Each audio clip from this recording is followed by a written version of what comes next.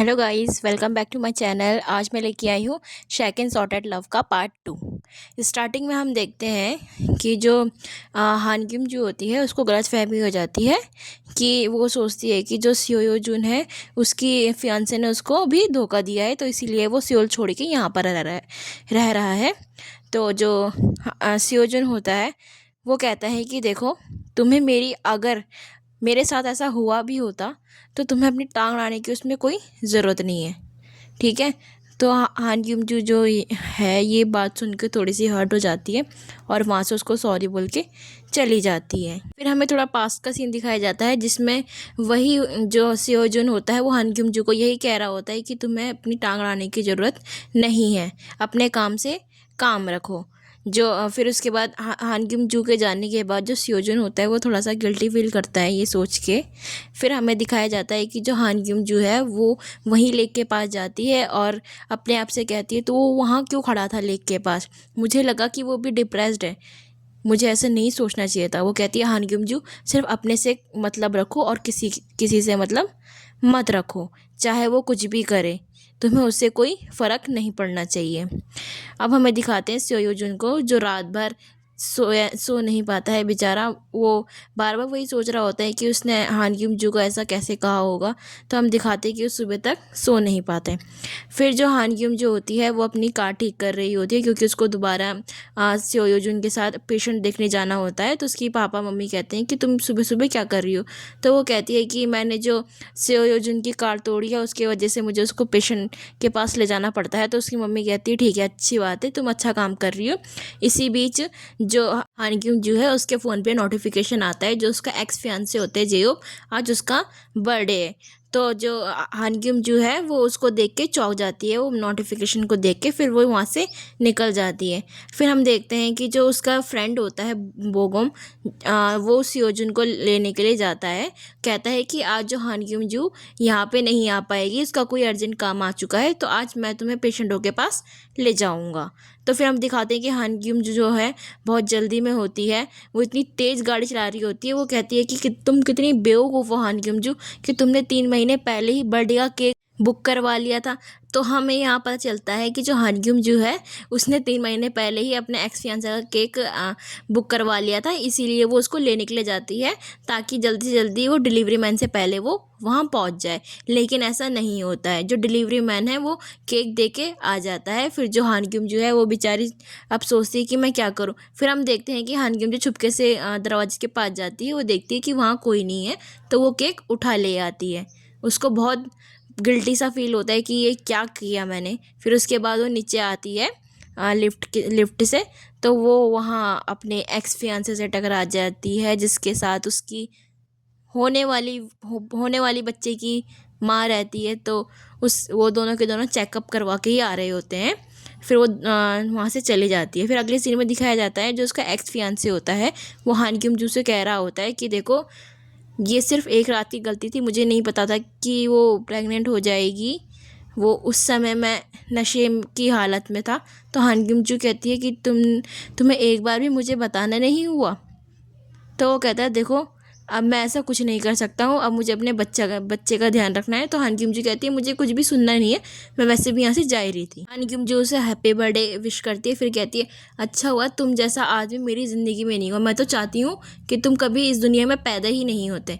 तो जो उसका एक्स फियांसे उस पर चिल्लाता है, कहता है कि हे हान क्यूम जी, देखो तुम अपनी लिमिट क्रॉस कर रही हो, तुम ज़्यादा नहीं बोल सकती हो, और वैसे भी तुम्हें मेरी ज़िंदगी में पढ़ने की अब कोई ज़रूरत नहीं है। तो हान क्यूम जी को गुस्सा आता है, तो वो केक उठा के उसके मुंह पे ही मार फेंक के आ जाती है। और बेचारी अगले ही पल देखते हैं कि वो फिर दोबारा ड्रिंक करने लग जाती है, नशे की हालत में हो जाती है। फिर वो देखते हैं अपने पास्ट का सीन, जो सेम बात सियो जुन ने उसको कहा था कि तुम्हें भी अपने काम से काम रखने की ज़रूरत है, मेरे काम में टांग अड़ाने की ज़रूरत बिल्कुल नहीं है। तो वो कहती है कि हाँ, ये दोनों सही कह रहे हैं, मुझे किसी की भी काम में टांग अड़ाने की ज़रूरत नहीं है, वो उनकी लाइफ है, ये मेरी लाइफ है। हम देखते हैं बेचारा सियोजुन बहुत थका हुआ रहता है। उसका दोस्त कहता है उसे कि तुम्हें एक बार हान ग्यूम जू से मिल लेना चाहिए और तुम दोनों को बीच में जो भी मिसअंडरस्टैंडिंग है वो ख़त्म कर देनी चाहिए। तो उसी टाइम उसका फ़ोन बजता है, लेकिन उसका जो ईयरपॉड्स होते हैं वो नीचे गिर जाते हैं। तो वो कहता है कि देखो मेरे ईयरपॉड्स उठा के दे दो, लेकिन सियोजुन कहता है मैं बहुत थक चुका हूँ, तुम ऐसा मत करो, मैं तुम्हें कुछ भी नहीं दे रहा हूँ। तो वो बोलता है कि शायद यार हान ग्यूम जू का फ़ोन आया हो, जो उसका ज़रूरी काम हो वो निपट गया होगा, तभी वो हमें फ़ोन कर रही होगी।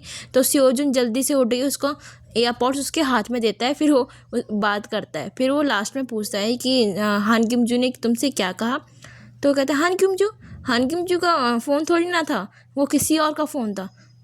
तो फिर कहता है क्यों, क्या तुम्हें हान ग्यूम जू की चिंता हो रही है। तो वो कहता है कि मुझे चिंता नहीं, मैं बस थोड़ा सा परेशान हूँ कि जो उसका ज़रूरी काम है वो पूरा हुआ होगा कि नहीं। तो उसी वक्त वो हान ग्यूम जू को देखते हैं, वो भी नशे की हालत में। तो दोनों के दोनों उसके पास जाते हैं। उसका जो दूसरा दोस्त होता है बॉम्ब, वो कहता है कि हे हान ग्यूम जू, तुम कहाँ गई थी, तुम्हारा जो काम था वो हो गया। तो हान ग्यूम जू कहती है क्या, कितने बज रहे हैं। तो उसके फ़ोन में देखते हैं कि जो पार्टी का मैसेज है, मैसेज आया रहता है कि आपको हमारा केक कैसा लगा। तो कहती है हे हान ग्यूम जू, क्या तुम पार्टी करने गई थी। तो कहती है देखो मैं पार्टी करने नहीं गई थी, मैं किसी ज़रूरी काम से गई थी। तो फिर वो कहता है तुम्हें ऐसा नहीं करना चाहिए, सियोजुन तुम्हारे लिए बहुत ज़्यादा परेशान हो रहा था। तो ग्यूमजू हान सियोजुन से माफ़ी मांगती है, कहती है कि मेरा बहुत ज़रूरी काम आ गया था, तो मैं तुम्हें आज नहीं ले जा पाई, आई एम सॉरी। तो जो सियोजुन होता है वो उसकी बात ना सुन के वहाँ से चले जाता है। लेकिन वो कहती है हे देखो मेरा कोई ज़रूरी काम था, मैं इसलिए गई थी। तो सियोजुन कहता है कि देखो तुम्हारा जो भी ज़रूरी काम था, लेकिन इसको देख के लगता है कि तुम्हें पीने का एक अच्छा मौका मिल गया था। सियोजुन कहता है कि यहाँ से चलो। तो उसका जो दूसरा दोस्त है वो हान ग्यूम जू के पास आके कहता है कि देखो हान ग्यूम जू, तुम्हें ऐसा नहीं करना चाहिए, तुम्हें उससे अपनी लड़ाई जो भी है तुम्हारे बीच में वो सब कुछ सॉल्व कर लेनी चाहिए और एक अच्छी इंसान बन जाओ। तो हान ग्यूम जू कहती है एक अच्छी इंसान मैं बनने की बहुत कोशिश करती हूँ, लेकिन ऐसा हो ही नहीं पाता है।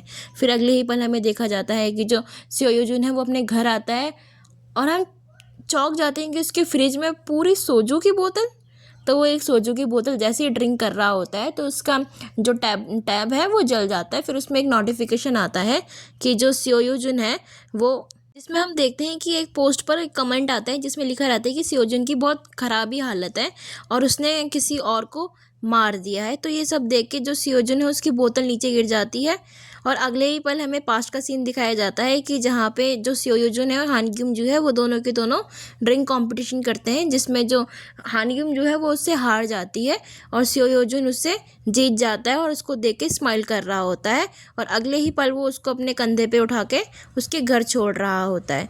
तो जो हान ग्यूम जू है उससे कहती है कि अगर ये कोई कार कंपटीशन होता तो मैं तुमसे ज़रूर जीत पाती और तब तुम्हें पता लगता कि मैं कितनी खतरनाक हूँ। तो सियोजुन उसकी बात सुन के हंसता है और कहता है कि हाँ कोई बात नहीं। तो हान ग्यूम जू जो है वो कहती है कि मैं तुमसे एक बार भी नहीं जीत पाई हूँ। तो सियोजुन कहता है कि कोई बात नहीं, वो इसीलिए क्योंकि मुझे तुम्हें घर तक अपने कंधे पे छोड़ना था। तो ये बात कह के वो हंसने लग जाता है। इससे हमें पता चलता है जो सियोजुन है वो हान ग्यूम जू को पसंद करता है और ये एपिसोड यहीं पे एंड होता है। अगर आपको मेरी एक्सप्लेनेशन अच्छी लगी हो तो प्लीज़ सब्सक्राइब करें।